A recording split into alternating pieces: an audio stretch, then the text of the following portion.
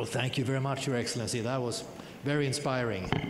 This is not the first time you're giving a speech. Certainly not. So I was thinking about talking around your leadership, positioning Rwanda as one of the spearheading nations in East Africa, in Africa, and possibly in the globe. If we talk about the usage gap, the connectivity that still needs to be done, I know that Rwanda is the first in East African, is regarded as the first in East African community on network readiness and fifth in Africa. Good 4G LTE coverage. We have 3 major broadband pipes in Rwanda. If you could take us through what are the key learnings in achieving that? That would sort of be the coverage gap a bit. Well, first of all, we have to think of investing in a number of things.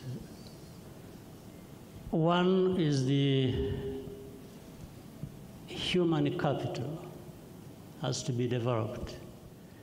We have to invest in digital infrastructure and connectivity as well, and make a deliberate effort to forge even these partnerships that will actually bridge that usage gap, because as earlier said by somebody,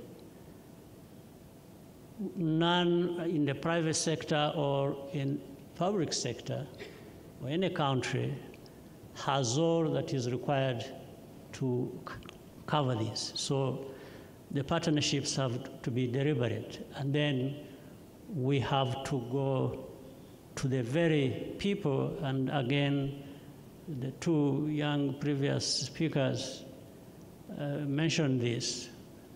How do you draw in deliberately the very people, give them the skills, the literacy that is required, and also around that there will be a purpose for them to really be attracted to what you are doing with them. So the message has to be constant, has to be clear, and that is how we have been going about it, and again with the wider partnerships, as I mentioned.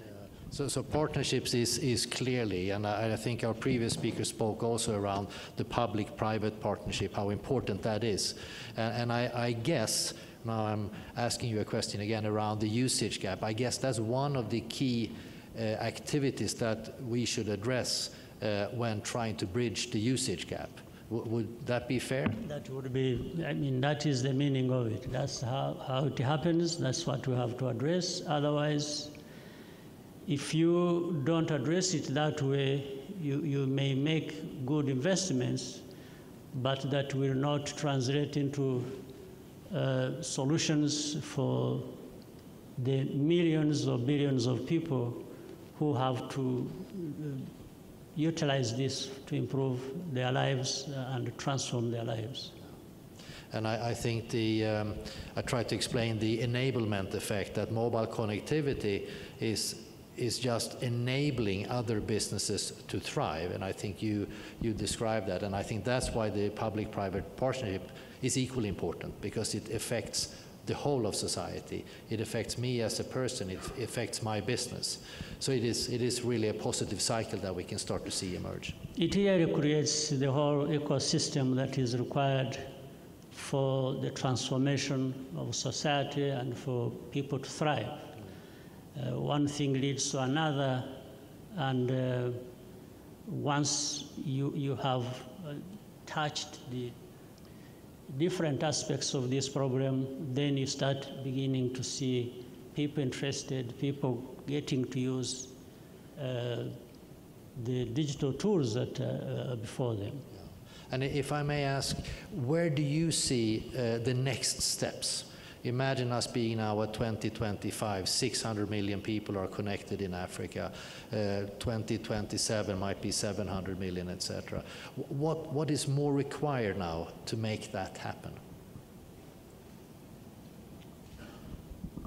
You know, we have to, as you see across the continent, you see that the leaders, the political leaders of countries, the companies are saying about the same thing that is right to say.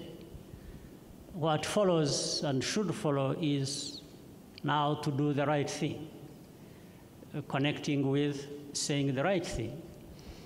And you see across Africa the efforts being applied. The message has to be accompanied with real actions that people have to see take place, and therefore be able to see the results that they can also be measured. I see that people across Africa and beyond are beginning to understand that it's not enough to just have the digital infrastructure.